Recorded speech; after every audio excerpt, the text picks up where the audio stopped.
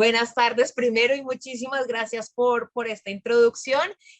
Muy buenas tardes a Jacinto, Isidro y Daniel, y gracias por participar en este panel y por supuesto a todas las personas que nos están acompañando hoy acá y que se están conectando a este panel para que hablemos sobre economía circular. Les recuerdo que al final también tendremos un espacio para preguntas del público, entonces muy invitados a escribir sus preguntas en el botón abajo de preguntas y respuestas, que las estaremos respondiendo.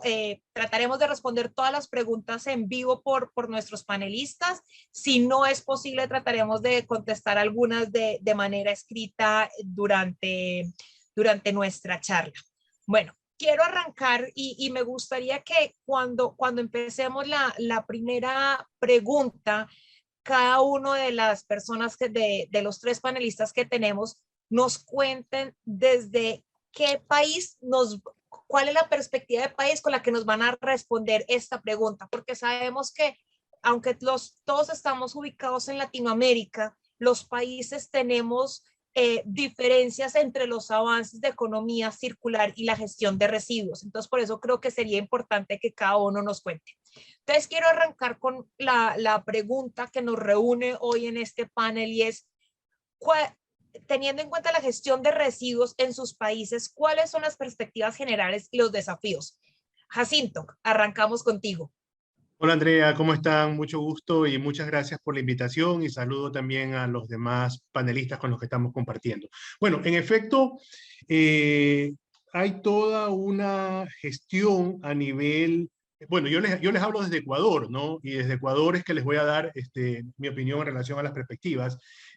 A nivel nacional, en lo que se viene haciendo con residuos, a tal punto de que hoy en día Ecuador ya tiene aprobada una ley de economía circular, está trabajando en unos instructivos para poder implementar ya la ley como tal, pero sin duda es hacia eso donde vamos, a promover pues una gestión adecuada de los residuos dentro del marco de una ley de economía circular. Ahora, antes de que entremos a la ley como tal, ya en Ecuador veníamos trabajando con varios temas de responsabilidad extendida del productor y desde esa línea se han regularizado ya residuos que se generan de forma masiva en algunas industrias en nuestro país. Entonces, esa gestión ya se la viene haciendo ya desde hace aproximadamente unos 5 años, 6 años, y pudiésemos decir que los sistemas de gestión en Ecuador van hacia una línea colectiva, es decir, no solamente es desde la óptica de la empresa como tal, sino desde todo el ciclo de vida del producto que se pone en el mercado por primera vez, para lograr que toda la integración de esos actores que son parte de ese ciclo de vida puedan gestionar adecuadamente ese residuo. Entonces, ya hoy en día en Ecuador hay una experiencia de más de 3 años de implementación de una iniciativa como la de Seginus. Tenemos ya 1 año de implementación de una iniciativa como Recoil, que se encarga de aceites industriales, y está arrancando ya una iniciativa de baterías de ácido plomo. Entonces, son sistemas colectivos que se convierten en un referente dentro del mercado nacional y también dentro del mercado regional, pero que ya están comenzando a abordar esa gestión de residuos bajo ese esquema colectivo, que es importante pues para poder integrar toda la cadena de valor. Jacinto, muchísimas gracias. Isidro. ¿Qué tal? Un gran saludo a todas, a todos.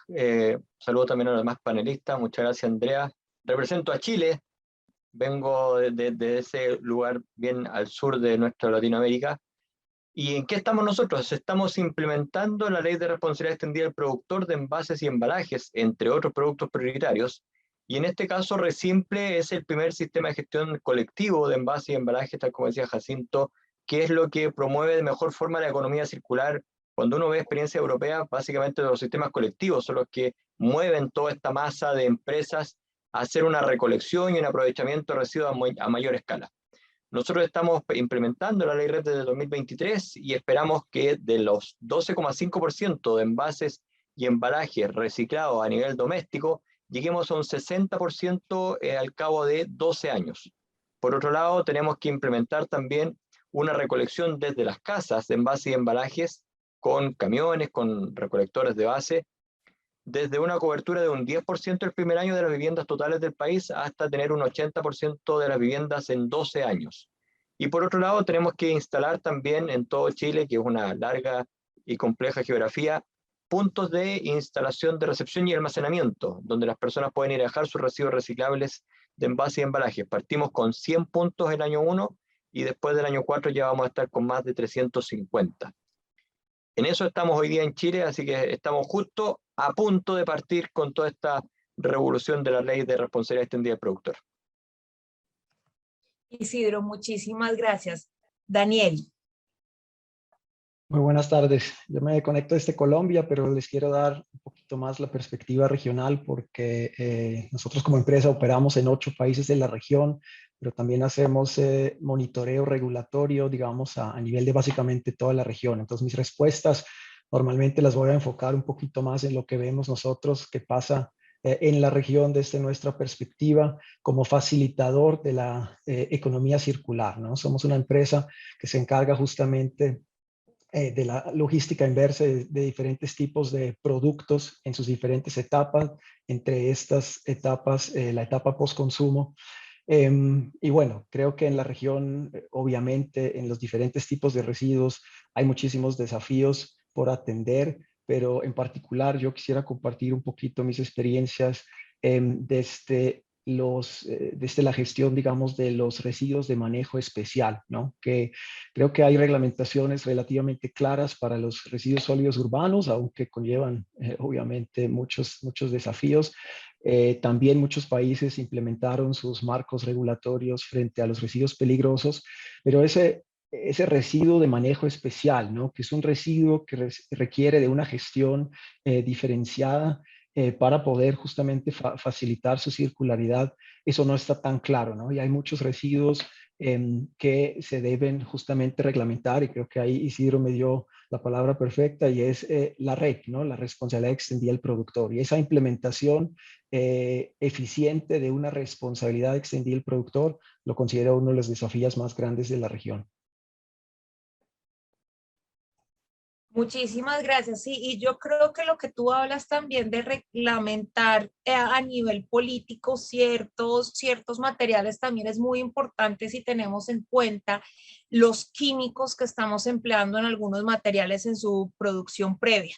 Incluso, digamos, en la Unión Europea ya está estudiando un tema de regulación para prohibir no será de forma inmediata, pero sí prohibir algunos químicos, sobre todo en el tema de los plásticos para empaques alimenticios, que desea prohibir al corto plazo, precisamente para hacerlos más fáciles de circular y menos con un menor impacto ante la salud humana y el medio ambiente.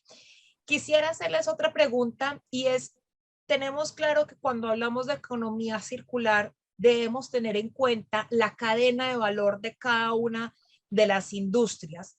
¿Cuáles son esas oportunidades para trabajar con las cadenas de valor alrededor de la economía circular? Y ojalá nos pudieran contar un poco sobre las experiencias que ustedes han tenido.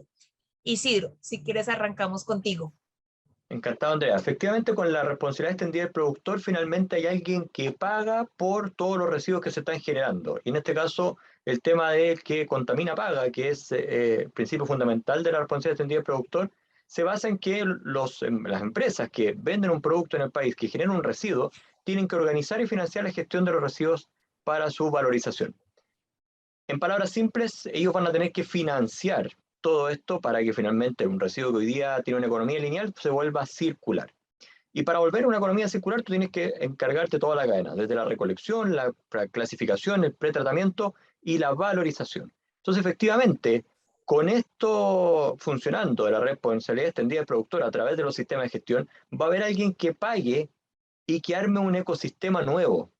Porque hoy día los ecosistemas no hay nadie que les pague, se pagan con lo que recolectan.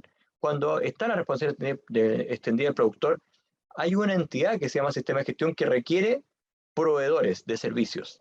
Y estos proveedores de servicios tanto en la recolección, en el pretratamiento, la clasificación a gran escala, con plantas que tengan sensores, que tengan clasificación a través de robots u otras cosas. Y por otro lado, la valorización, por ejemplo, de productos como, por ejemplo, tener una planta bottle to bottle, una planta de una botella de bebida que se convierte en otra botella de bebida.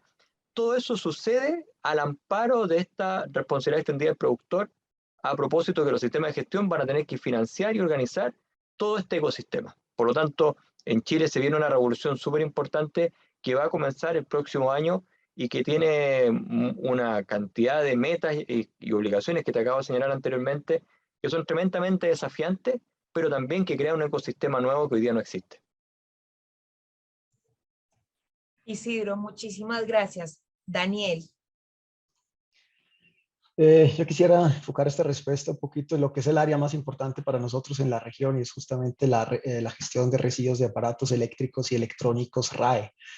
Hay que entender que es una corriente de residuos con unas características muy particulares, ¿no? Por un lado tenemos una gama amplia, digamos, de componentes valiosos, ¿no? Con un valor directo recuperable, pero al mismo tiempo también contienen varios componentes potencialmente peligrosos, sobre todo si no se da la correcta gestión de los mismos. Y tú lo mencionaste con el tema de los químicos, en el tema de los aparatos eléctricos y electrónicos, también existe una normatividad que reglamenta, digamos, el contenido de ciertos químicos contaminantes dentro, sobre todo de los plásticos que se usan en los productos electrónicos.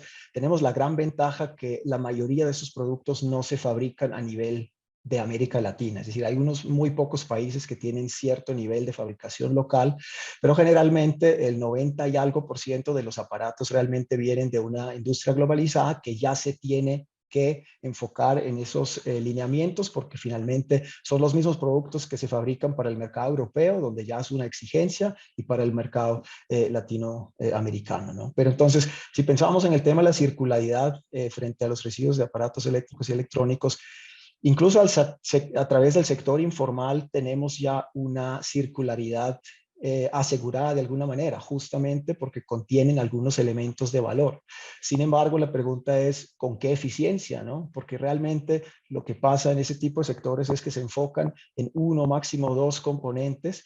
Y si tomamos como ejemplo las tarjetas de circuito impreso, que hoy en día contienen alrededor de 65 diferentes elementos de la tabla periódica de elementos, si un reciclador informal se enfoca en recuperar un poquito de oro a través de una lixiviación con ácido nítrico, lo que sea, se pierde todo lo demás. Se pierden cantidades muy, muy pequeñas, pero si no logramos, digamos, captar ese flujo de materiales, captar los diferentes elementos, no vamos a ser capaces de recuperarlo, ¿no? Hoy todavía, por el lado tecnológico, no somos capaces de recuperar los 65 elementos, pero las refinerías más sofisticadas pueden recuperar ya hasta 20 diferentes metales. Sobre todo el tema de metales escasos ahí es fundamental porque pueden inhibir de alguna manera nuestro desarrollo tecnológico. Pensemos en el litio, que es un recurso limitado en este planeta, pero lo usamos para poder cambiar nuestra flota vehicular de carros convencionales, digamos, a una flota de carros eléctricos. Y si no empezamos a recuperar el litio de las diferentes baterías que estamos usando en todo tipo de equipo electrónico, pues no vamos a tener suficiente litio para poder fabricar los carros eléctricos, por lo menos al estado, digamos, de la tecnología de hoy. Daniel, muchísimas gracias. Jacinto. Andrea, acotando a lo que menciona Isidro y a lo que menciona Daniel, en mi caso sugeriría que efectivamente tenemos un potencial grande de trabajar con las cadenas de valor. No obstante, es clave entender realmente cómo está compuesta esa cadena de valor, cómo está compuesto ese producto que estoy poniendo en el mercado, y eso lo podemos hacer a través del análisis del ciclo de vida. Analizar el ciclo de vida del producto, analizar quiénes son los actores que intervienen, conocer cómo está nuestra cadena logística montada, y en función de eso montar el sistema de gestión integral de ese mismo residuo para ver de qué forma se puede optimizar el proceso, es clave dentro de estos sistemas de gestión, y eso realmente agrega valor muy por encima de cualquier otra cosa a la gestión o a la cadena misma de valor que está generando como tal el producto. Tal es el caso, por ejemplo, nosotros en Seginos, en Ecuador, arrancamos la operación de la corporación con 2 gestores. Y hoy en día tenemos 25 gestores a nivel nacional que se encargan de recoger neumáticos en más de 2.500 puntos a nivel nacional. Entonces, quiere decir que esto que al inicio empieza como algo que no necesariamente todo el mundo se comienza a preguntar, ¿cómo ha sido un sistema colectivo? ¿Qué tiene que ver un sistema colectivo en esto? Y no todos creemos en que esto pudiese funcionar, y hoy en día pues arrancamos con 2 gestores, y hoy en día tenemos 25 gestores a nivel nacional que están conectados a través de Seginos para poder hacer gestión de estos neumáticos al final de su vida útil. Y lo más importante de esto es la generación de oportunidades para estos actores, pero no solamente en la línea de recolección, sino también, por ejemplo, en la línea de mantenimiento de los neumáticos para que estos se mantengan mucho más tiempo en la economía como tal. Desde SEGI nos estamos impulsando mantener el neumático mucho más tiempo en la economía a través de campañas que lleven al usuario a conocer los neumáticos, cómo se deben de cuidar, cómo se deben usar, pero sobre todo que al final de su vida útil sepan también de que hay opciones de reencauchaje, reencauchutaje, como le llaman, donde lo que hacemos es cambiar la capa externa del neumático por una nueva, y en función de eso puede seguir utilizando el mismo neumático y reducir las emisiones hasta en un 50%. Sin hablar de todas las acciones que se pueden hacer ya una vez que este neumático finaliza su vida útil, con gestores de aprovechamiento donde valoren efectivamente el neumático y donde esos mecanismos de valoración te permitan compensar los costos de la operación, tal como lo mencionó Isidro y Daniel, que son realmente altos si no lo trabajamos de una forma adecuada. Jacinto, muchísimas gracias. Yo creo que tú mencionaste también un tema clave y es el ciclo de vida. Yo creo que muchas veces los productores no tenemos mucha claridad de cuál es todo el ciclo de vida completo de un producto. Muchas veces, digamos, nos enfocamos es como en la cadena de valor, pero en los más importantes, pero olvidamos que también hay unos pequeños, por ejemplo, que aportan así sea un elemento pequeño, sea un metal, sea una mano de obra, pero que igualmente son valiosos y que los tenemos que tener en cuenta en la cadena de valor. Y si estamos hablando, por ejemplo, de recolectores, como por ejemplo las personas que llegan a recoger lo que son los residuos del caucho, o por ejemplo los electrónicos y todo eso, todas esas personas en Latinoamérica cuentan, y yo creo que muchas veces en la cadena de valor hay veces no los tenemos tan incluidos, y ellos son esenciales en la economía circular, porque finalmente son ellos quienes están recolectando estos desechos que también tienen que, dependiendo del residuo, también tienen que tener una cierta capacitación para recogerlo de mejor forma y darle un manejo más adecuado para que pueda volver a circular. Y hablando de esto, quisiera que nos contaran sobre cuáles son las tendencias del mercado en materia de economía circular. Se habla mucho de las políticas, ya hemos hablado, digamos, de las políticas RED en Latinoamérica. Prácticamente yo creo que todos los países tienen ya una política enfocada a economía circular, algunos más ambiciosos que otros, pero eso ya es un hecho que la región va hacia ese camino. De pronto nos falta todavía en temas de regulación para crear mayores oportunidades y sobre todo financiar nuevas tecnologías. Quisiera que Daniel nos contaras tú cómo ves el tema de la regulación, las oportunidades de financiamiento y la tecnología a nivel regional en Latinoamérica. Como les había dicho muy al principio, RLG es una empresa que se considera un facilitador de la economía circular, porque justamente todos nuestros modelos de negocio de alguna manera se desempeñan ya en la etapa postventa o postconsumo de algún tipo de producto. No solamente electrónicos, tenemos una gama más amplia, digamos, de productos que cubrimos. Pero lo que vemos es que básicamente tenemos 2 pilares en esa área. Uno es el tema voluntario, es decir, donde un cliente nos dice, yo quiero manejar de manera más circular mis productos, quiero ver dónde hay eficiencias, dónde puedo reaprovechar, dónde puedo simplemente tener ahorros, etcétera. Cuando ahí hay un gana-gana, nunca hay un problema, ¿no? Realmente ahí no se necesita ningún tipo de reglamentación y eso de alguna manera, de una u otra forma, hoy se está haciendo y ese mercado se regula de manera automática. Pero justamente volvemos al tema de la responsabilidad extendida del productor. Esa herramienta se creó justamente para fomentar lo que tú acabas de describir, ¿no? Que de alguna manera el fabricante del producto piense más allá de la etapa que le vendió el producto al consumidor final, ¿no? Y tome también cierta responsabilidad más allá sobre qué pasa con su producto. Muchos se han dado cuenta que eso, bueno, aunque lleva a costos muy grandes para la industria, eso hay que decirlo, sobre todo en países donde la logística es compleja, donde los requisitos son muy ambiciosos, pero también ha ofrecido oportunidades, ¿no? De ser más conscientes de los flujos de materiales, digamos, de sus mismos productos, para ver cómo podrían recircular de alguna manera los materiales que ellos ponen en el mercado, cómo se pudieran incluso de pronto cambiar los modelos de negocio. Es decir, ya vemos en algunos casos que uno, sobre todo en el mundo eléctrico, electrónico y algunas otras industrias, ya no está pensando en vender el producto, sino básicamente prestarle o alquilarle el producto al consumidor final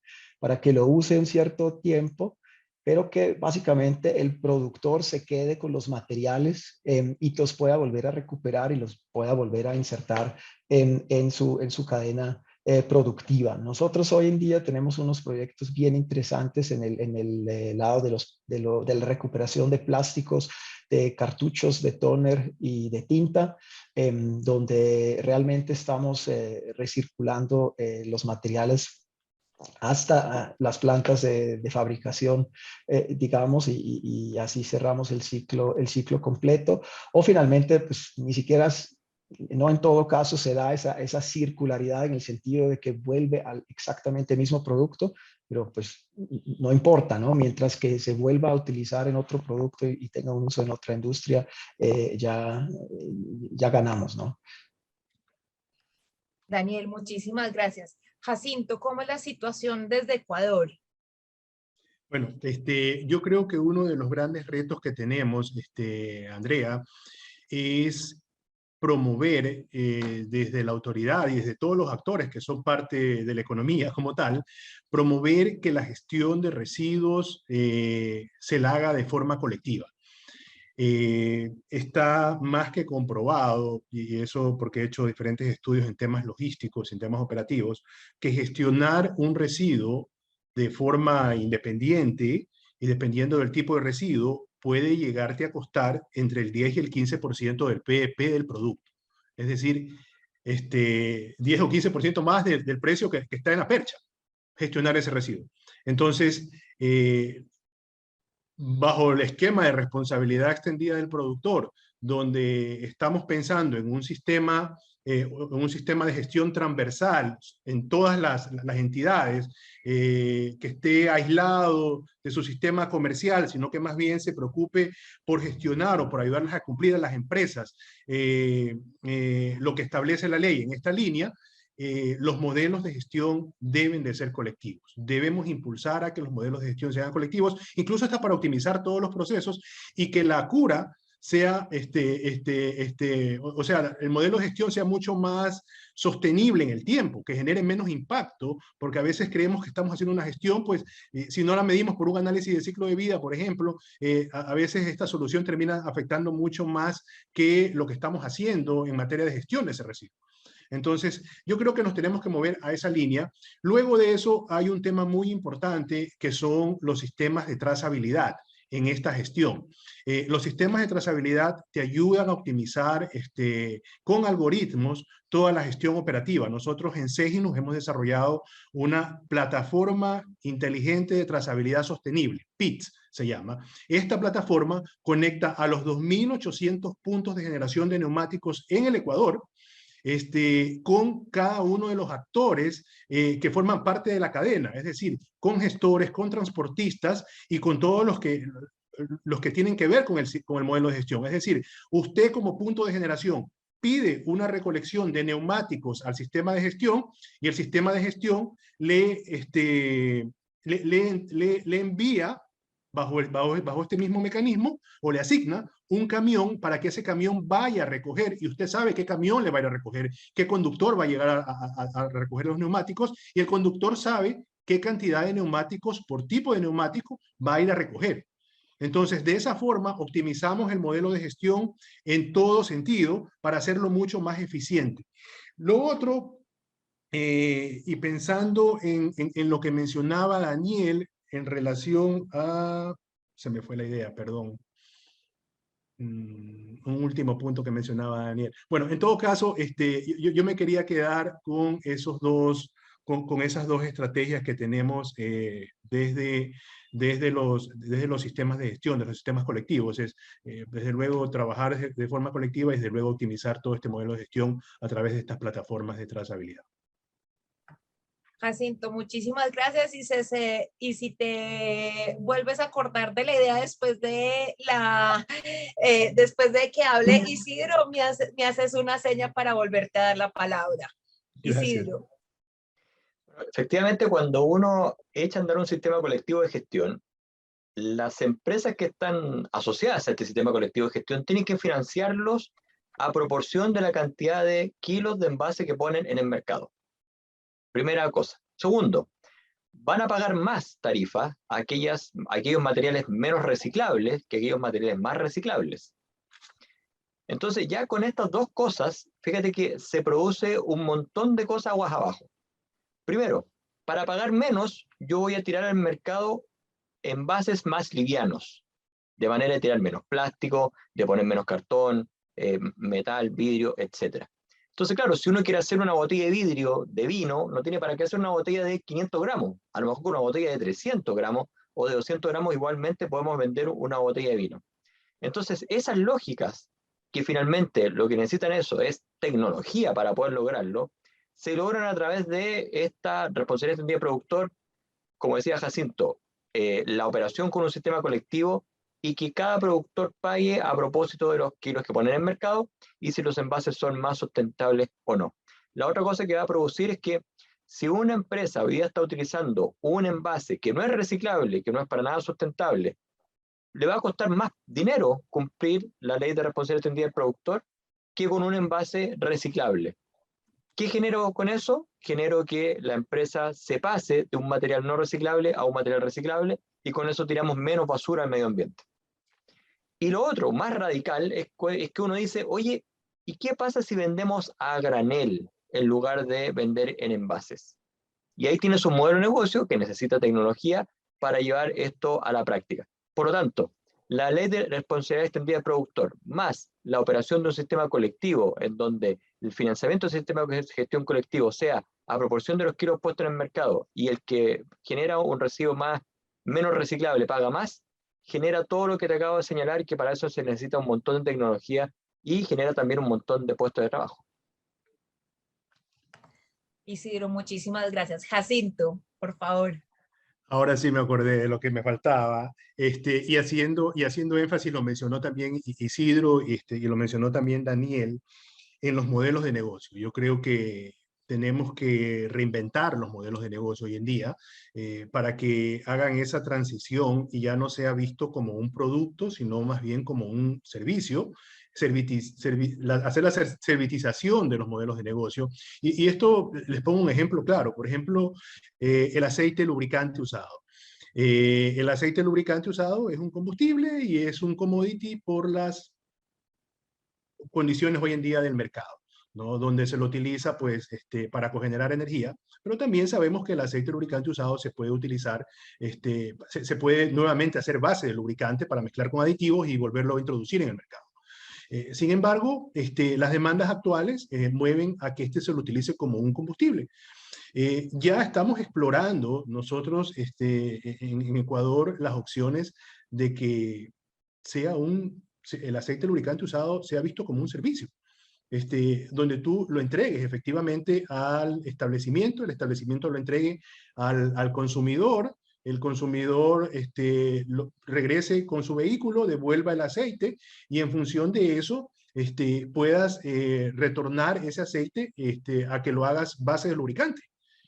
Pudiese parecer una idea un poco disparatada, pero al final tienes que explorarla y obviamente esto lo haces después de un análisis técnico de todo el modelo de gestión, un análisis técnico y desde luego también un análisis económico. Quizás el análisis técnico está mucho más avanzado porque sabemos que se puede hacer bases de aceite lubricante nuevamente de este aceite, pero quizás es más un tema económico donde el usuario pues va a tener esa prioridad de regresar con su vehículo al establecimiento que le vendió el aceite o al establecimiento X de la red del sistema de gestión, para que en función de eso pues el aceite sea visto como un servicio y en función de eso cambie su aceite por un aceite nuevo. Entonces quizás esa puede ser una línea también para solucionar este problema que existe en relación a la mala disposición que se le pudiese dar a este residuo, en este caso que es peligroso, y que si bien es cierto lo queman algunos con permisos, no es menos cierto que también lo pueden estar quemando otros que no necesariamente tienen los permisos,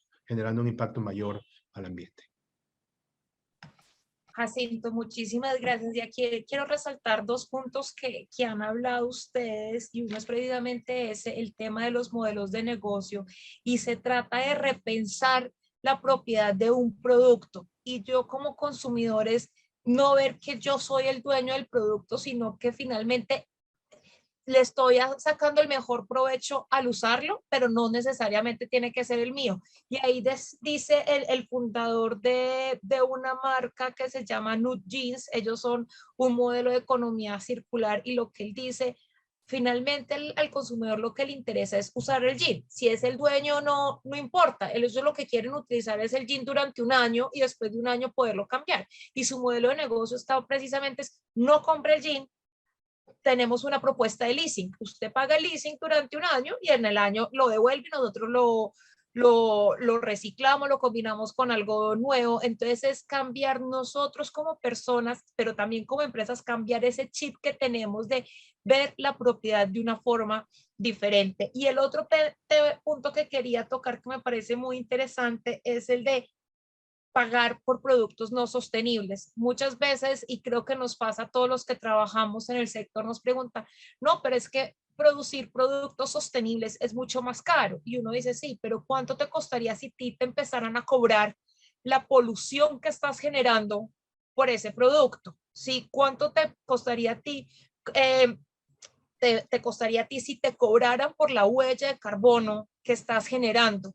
Y ahí, por ejemplo, el año pasado en la COP26, si no estoy mal, fue el primer ministro de Canadá, Justin Trudeau, y creo que otros se le unieron cuando él dijo, empecemos a cobrar por eso, que haya un impuesto a la polución que estamos generando. Y yo creo que si esa parte es clave, porque ahí sí nos daríamos cuenta, es que no, financieramente no es viable. Financieramente, a largo plazo, seguir bajo un modelo lineal no va a ser viable para mi compañía, porque tarde o temprano me voy a quebrar debido a los impuestos que voy a tener que pagar por mi impacto negativo sobre el medio ambiente. Entonces creo que se han tocado temas bastante interesantes. Quiero recordarles a quienes nos acompañan hoy que si tienen alguna pregunta la pueden hacer en el chat de preguntas y respuestas. Si tienen alguna pregunta puntual dirigida a uno de nuestros 3 panelistas, también pueden escribir ahí quién desean que la responda. Quisiera hacerles una última pregunta antes de darle paso a nuestros asistentes a realizar las de ellos, y es, digamos, en Latinoamérica nos hemos dado cuenta que hay una gran cantidad de emprendedores que están emprendiendo en el tema de economía circular para darle soluciones de gran variedad a todas las industrias que tenemos en Latinoamérica. Y hay también muchos estudiantes empezando a crear proyectos dentro de sus carreras dirigidos al tema de economía circular, porque aparte de eso, saben no solamente las oportunidades laborales, sino de la necesidad de que nuestra región de Latinoamérica se vaya enfocando hacia industrias circulares. Entonces quisiera pedirles a ustedes que por favor cada uno dé algunas recomendaciones para estos emprendedores y estos estudiantes que nos acompañan el día de hoy. Jacinto, por favor. Gracias, Andrea. Bueno, yo creo que realmente todos tenemos ese chip de emprendedores, ¿no? Eh, no obstante, hay un porcentaje importante de estos emprendimientos que durante los primeros años se van quedando y básicamente o van desapareciendo. Y no necesariamente porque la idea no sea una idea buena, realmente. Y yo creo que más bien es porque en muchos de los casos no terminamos de estudiar completamente esa cadena de valor de esa solución que estamos brindando. ¿Quiénes son los actores que intervienen dentro dentro de esa solución que estamos brindando?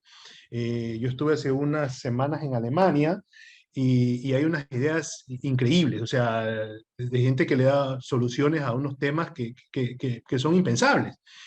No obstante, de decir, bueno, y ahora cómo obtengo la materia prima, o cómo me llega a mí la materia prima.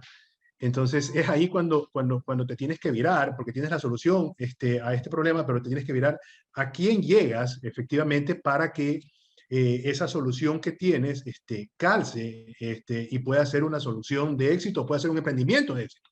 Entonces, yo creo que hay que ir trabajando a la par de la iniciativa o el emprendimiento que uno tenga con esos actores que están vinculados directamente a la solución que uno está brindando como emprendedor.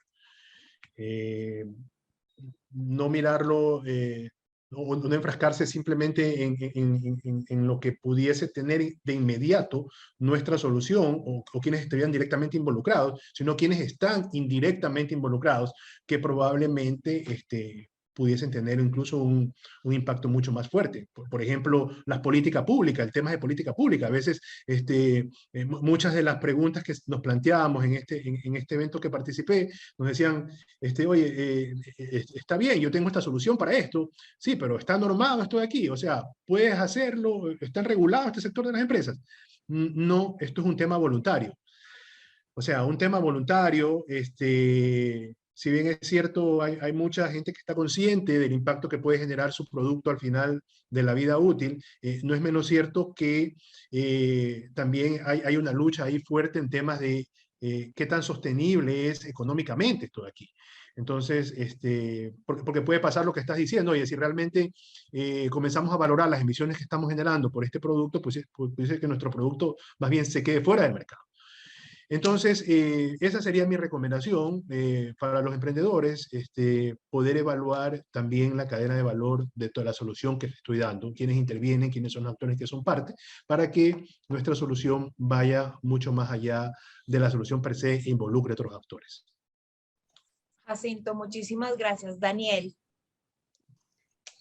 Yo quisiera hacer un poco una recomendación que probablemente da un contrapeso a simplemente al tema de los emprendedores, basado en una historia o en una experiencia personal que tuve cuando hace muchos años ya, después de haber crecido y estudiado en Suiza, llegué a estas tierras latinoamericanas y empecé a ver que aquí todas las tesis de maestría están enfocadas en salir como una idea de negocio, un emprendimiento, o muchas, ¿no? Eso, la verdad, en Europa no es así. Es decir, allá las tesis son primordialmente, o estaban, por lo menos en mi época, mucho más enfocadas en generar conocimiento, ¿no? Conocimiento de acceso libre para la comunidad de alguna manera, ¿no? Y creo que ese es un elemento que para mí, eso sería una recomendación a los estudiantes, faltó un poquito aquí. Aquí hay muchas veces el tema de que uno quiere saltar de una vez a una idea totalmente innovadora que quiere generar un negocio. Estoy absolutamente de acuerdo con esto, pero lo que falta realmente, lo que nos dimos cuenta cuando llegamos a estudiar la situación de gestión de residuos electrónicos, por ejemplo, en diferentes países de Latinoamérica, no había una sola cifra de nada. Es decir, nadie nunca había hecho un estudio de cuál es el mercado, cómo está compuesto esto, cuál es la infraestructura de tratamiento local, quiénes son los actores importantes, cómo debería funcionar el sistema, quiénes deberían estar involucrados, quién debería en teoría tomar ese rol de coordinar. No, y eso fue de alguna manera antes de la época de las normatividades de responsabilidad extendida del productor, que han empezado a mover ese tema de manera distinta. Pero es decir, claro, no podemos dejar de fomentar los emprendimientos, las ideas innovadoras en el sector de la circularidad, pero a veces creo que justamente para que estos florezcan y para que se puedan desarrollar, muchas veces falta una base de conocimiento sólida y detallada sobre el sector en el que nos estamos moviendo, en el que queremos emprender. Entonces, por eso digo un poquito una contrapropuesta al emprendimiento, pero más que no se deje de lado ese tema y que lo más importante, si uno ve países como Suiza, ¿no? Donde crecí yo, que hay datos para absolutamente todo. Es increíble la cantidad de información que hay sobre las industrias, los mercados, la generación, incluso en el mundo de residuos, ¿no? Entonces, creo que hay camino por recorrer en esa parte. Daniel, muchísimas gracias. Isidro. Bueno, yo les quiero recomendar a los emprendedores que tengan motivación y resiliencia. Sin estas dos cosas, uno mejor no emprenda.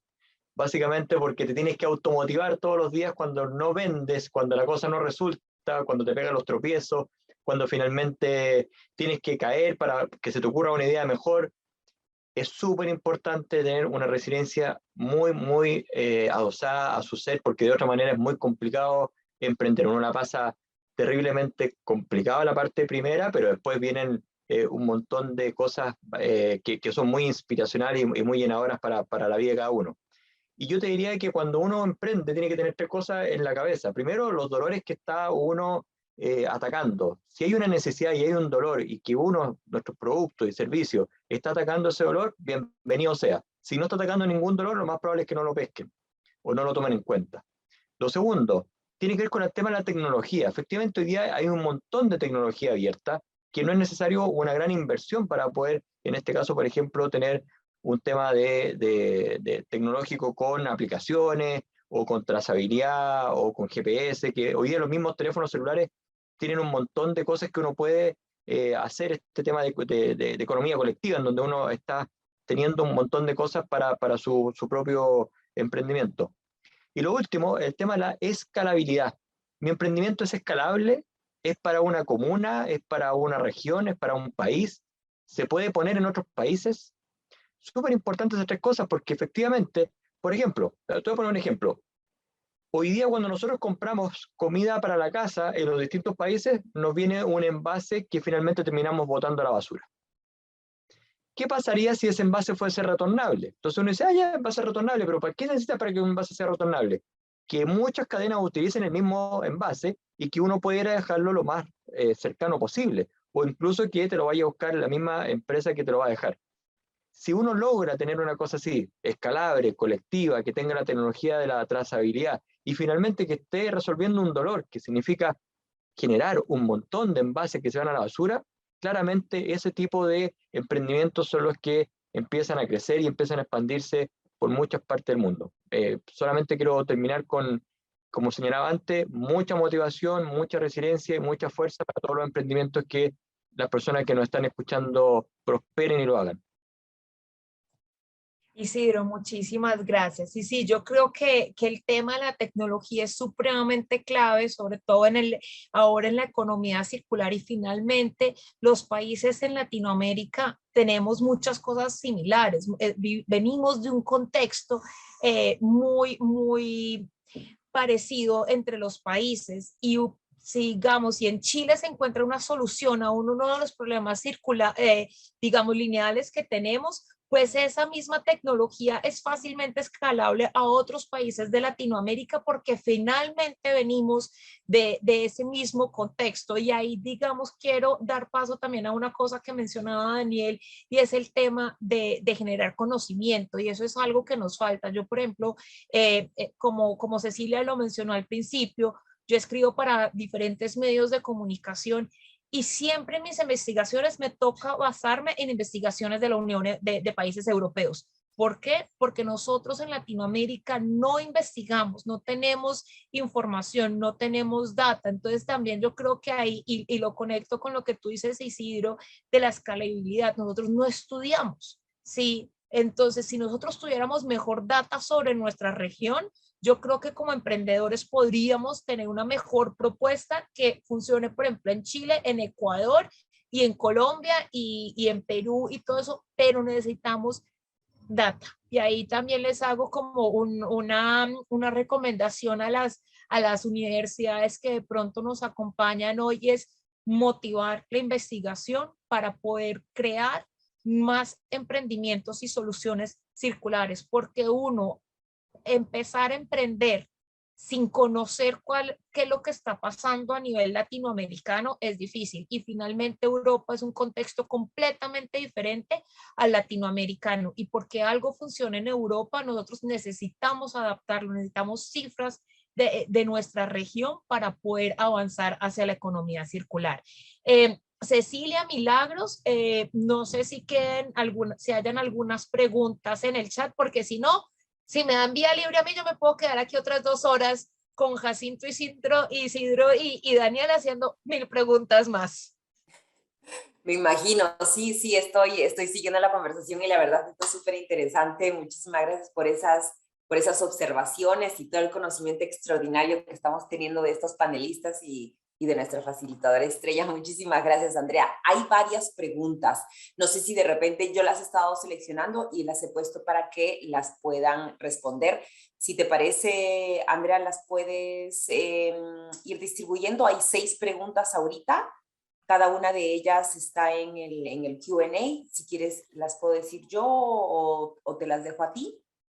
Bueno, espérate que aquí acabo de abrir el Q&A, pero a ver, ¿dónde encuentro las que están seleccionadas? A ver, ya las dejé ahí porque habían bastantes, porque habían algunos comentarios, entonces las que he seleccionado que podrían ser contestadas por tus panelistas, las dejé ahí. Así es. Responder a esta, ya la vi. Entonces, okay, pues perfecto. si quieren, lo que podemos hacer es, yo la voy a leer y alguno de ustedes me puede alzar la mano de quien la desea responder, para que así de esa forma podamos responder, tratar de responder todas las preguntas, pero entonces que solamente uno de ustedes la responda.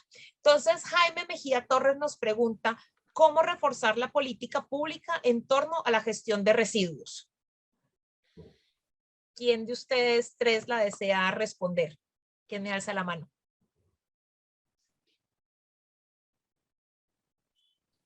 De Jacinto, por favor, adelante. Bueno, yo creo que es importante que invitar a las autoridades a ser parte de la situación de cada una de nuestras empresas, de cada uno de nuestros sectores en el país. Nosotros así lo hemos hecho, hemos invitado a la autoridad a que conozca la realidad del negocio, de la gestión, de lo que está pasando, para que en función de eso se puedan tomar decisiones adecuadas en materia de regulación y que todos los actores de la cadena de valor de dicho producto, de dicha materia prima que se pone en el mercado, pues sean responsables en su gestión. Y esto te ayuda también a que las reformas que se puedan ir haciendo en relación a esa normativa, ¿verdad? Porque al inicio sale una regulación y nunca fue suficiente el trabajo que hizo la autoridad por alguna razón. No todos están conformes con la regulación que sale. Entonces, de alguna forma hay un tema ahí de inconformidad.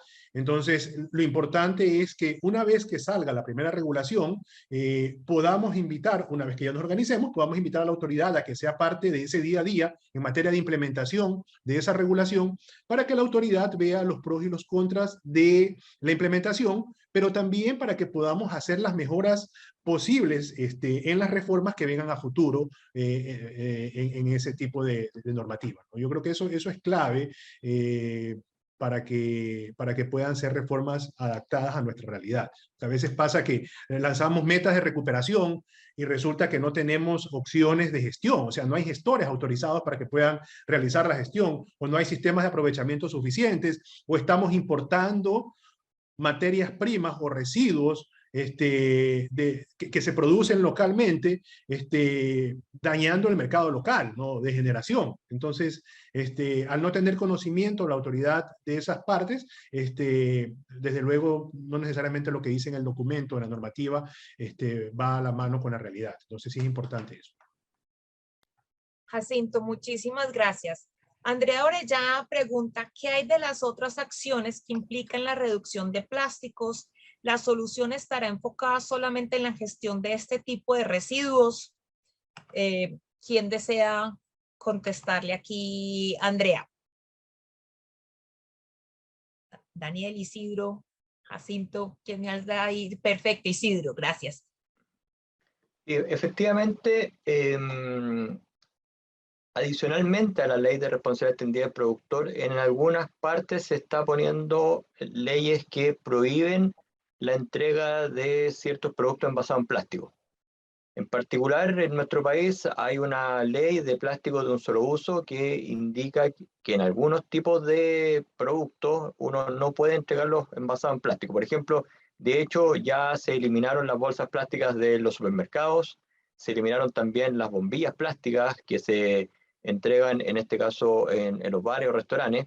Y lo que se está ahora haciendo con esta ley de plástico de un solo uso es que en los restaurantes donde uno tenga que comer ahí, o tenga que tomar algo ahí, necesariamente ese restaurante tiene que entregarte un envase reutilizable, no te puede entregar un envase de plástico de un solo uso. Fíjense que es clave porque Starbucks va a tener que cambiar su vaso típico por un vaso reutilizable en la medida que uno tome el café en el restaurante. Entonces no es para nada trivial porque efectivamente cambia los modelos de negocio incluso de varias transnacionales. Así que sí, responsabilidad extendida de productos por un lado, leyes que prohíban ciertos plásticos finalmente que no son reciclables por otro, creo que es un buen complemento. Isidro, muchísimas gracias. Y aquí tenemos otra pregunta también relacionada con el tema de los plásticos, que yo creo que los plásticos siempre ha sido uno como de las industrias de las que más se habla, sobre todo en los medios de comunicación, porque es un tema supremamente visual. Entonces vemos la isla flotante de plástico en los océanos, vemos la contaminación de los plásticos. Entonces yo creo que por eso también termina siendo siempre una constante pregunta. Y Diana Quirola nos pregunta, ¿cuál es el futuro de las empresas de envases de plásticos dentro de la economía circular? ¿Quién desea responder a esa pregunta?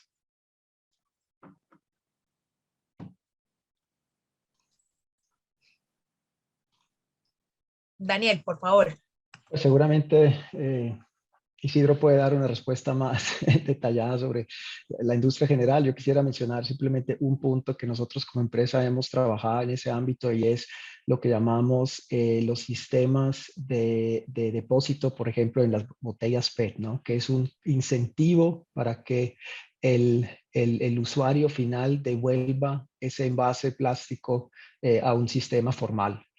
A lo que se refiere es que finalmente cada una de las botellas o de las latas también, que aplica para eso también, o incluso las botellas de vidrio, reciben un identificador único y al momento de la venta pagan un sobrecosto, una tarifa, un depósito, que se le devuelve al usuario, al consumidor final cuando vuelve y devuelve su botella, ¿no? Eso ya, digamos que la tecnología en ese sentido ya está inventada. Lo vemos también de varios países en Europa que han empezado a implementar este tipo de sistemas.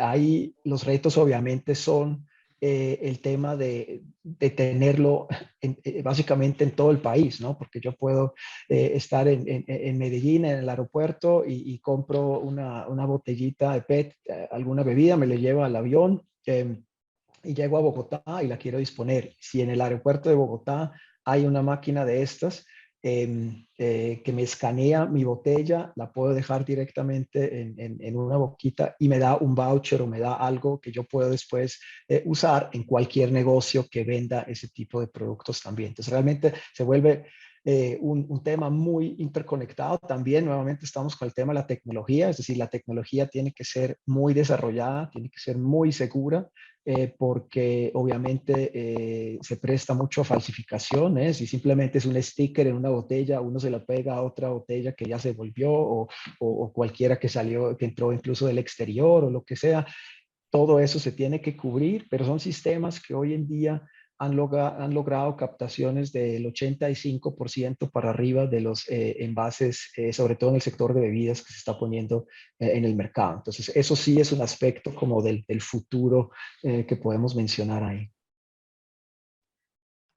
Daniel, muchísimas gracias. Aquí hay una pregunta y esta sí se la voy a dirigir directamente a Jacinto, porque es algo que él ha mencionado en varias oportunidades durante la charla, y la pregunta la hace María del Pilar Guaque Torres. Y pregunta, ¿qué herramientas para análisis de ciclos de vida recomendarían para implementar un plan de gestión integral de residuos? Buena pregunta. No, a ver, hay algunas herramientas a nivel mundial desarrolladas, y muchas tienen bases de datos importantes para determinar el impacto que genera durante el ciclo de vida un producto o alguna operación en particular. Yo la que más uso es CIMAPRO. Hay un centro en México que es especialista en esta línea, se llama CADIS, donde ellos ofrecen cursos para poder utilizar esta herramienta. Entonces, yo con la que más me he adaptado es con CIMAPRO.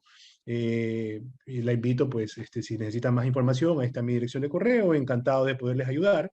Pero es muy interesante. Yo creo que todas las organizaciones deberían partir por medir el ciclo de vida de su producto para poder determinar realmente dónde están los impactos y dónde puedes implementar acciones para mitigar ese impacto.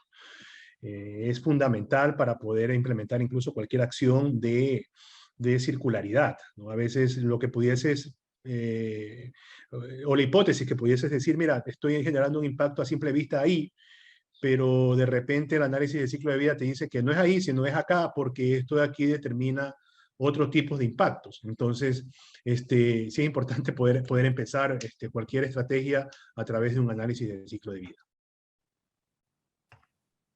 Jacinto, muchísimas gracias. Y bueno, ya se nos está acabando el tiempo, pero le voy a pedir a nuestros 3 panelistas que nos regalen unos minutos más para poder contestar las últimas 2 preguntas que tenemos.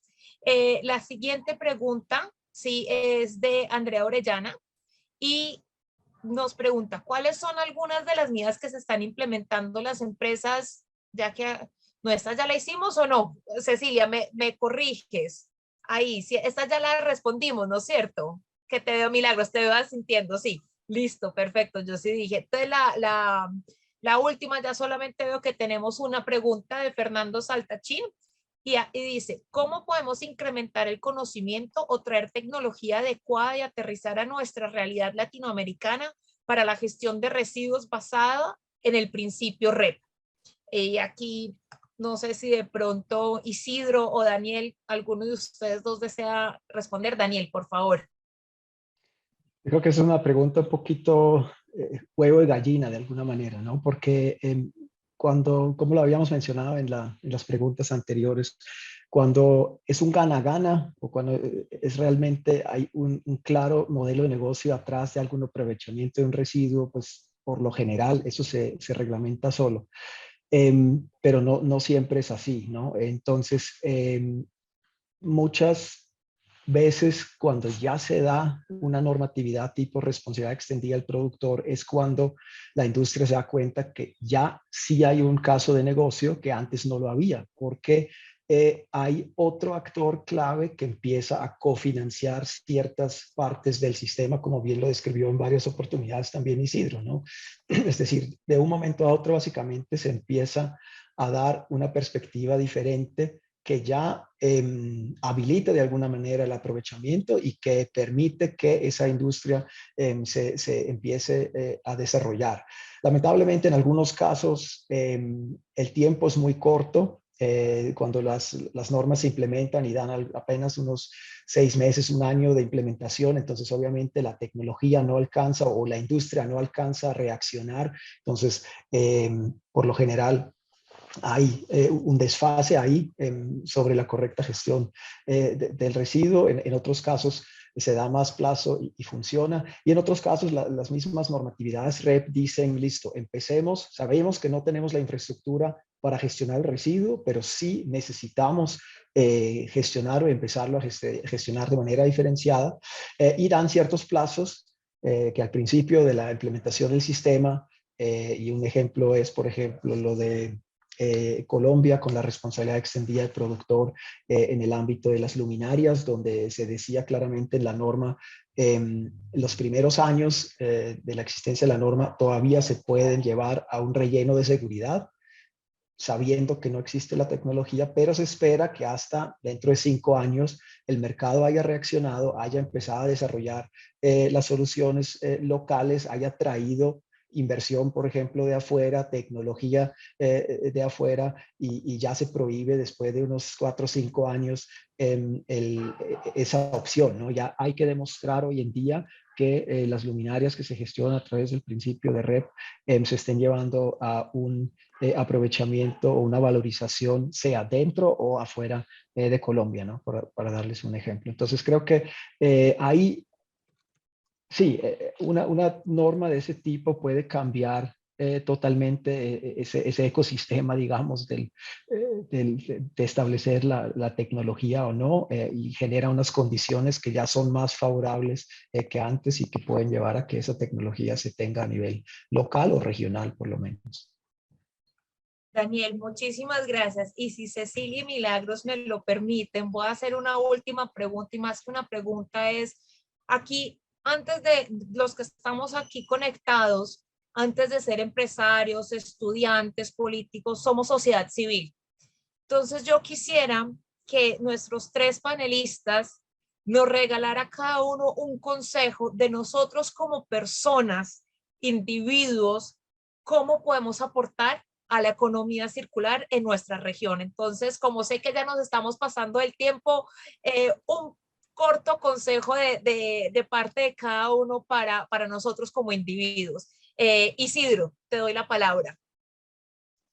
Yo creo que tenemos que empezar a utilizar de mejor manera la palabra responsabilidad, no tan solo responsabilidad extendida del productor, sino que responsabilidad extendida también del ciudadano, de la ciudadana, del consumidor.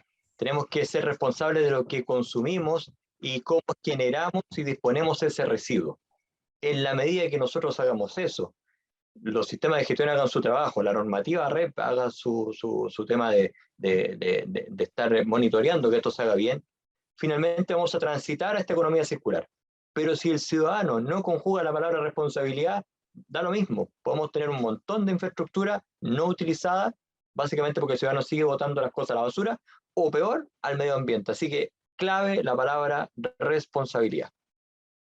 Isidro, muchísimas gracias. Jacinto. No, yo coincido con Isidro y creo que nos toca hacer conciencia desde los más pequeños, para que sean parte de la solución, ¿no? Para que nos integremos a estos modelos de gestión que al final lo que esperan es la colaboración de nuestra parte para que puedan operar, para que puedan funcionar de forma eficiente. Si no lo hacemos, estos modelos de gestión tienen que buscar otras estrategias para lograr cumplir con lo que establece la normativa. Y lamentablemente, el cumplir con esas estrategias no solamente es un tema de esfuerzo técnico, logístico, sino también un tema de costos, donde al final al quien terminan afectándole es al consumidor. Jacinto, muchísimas gracias. Daniel. A mí se me vinieron 2 palabras a la mente: responsabilidad y conciencia. Las dos ya se cubrieron.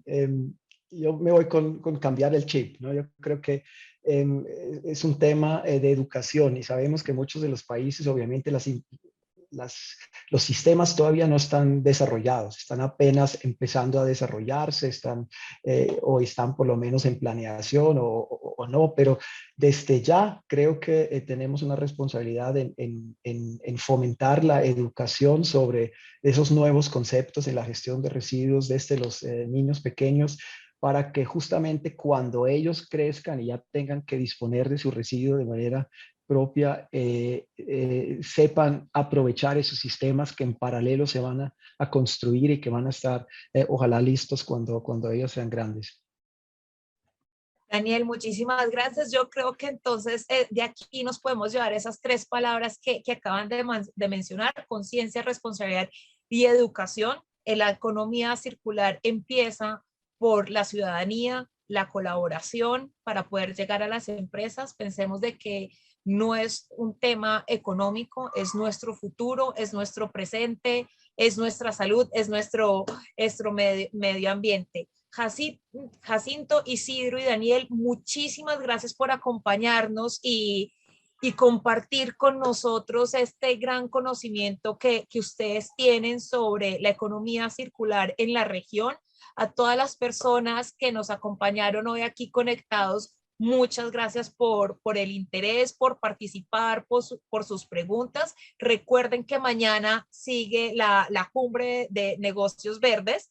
Y Cecilia y Milagros, muchísimas gracias a ustedes por la organización, por la invitación y por gestionar esta gran primera cumbre que creo que es supremamente importante para nuestra región y sobre todo para cambiar el chip, pero también aportar a que los negocios, las empresas, los políticos, los estudiantes, los emprendedores y la sociedad civil empiecen ese camino para transformar lo que es Latinoamérica hacia la economía circular y hacia el desarrollo de más negocios verdes.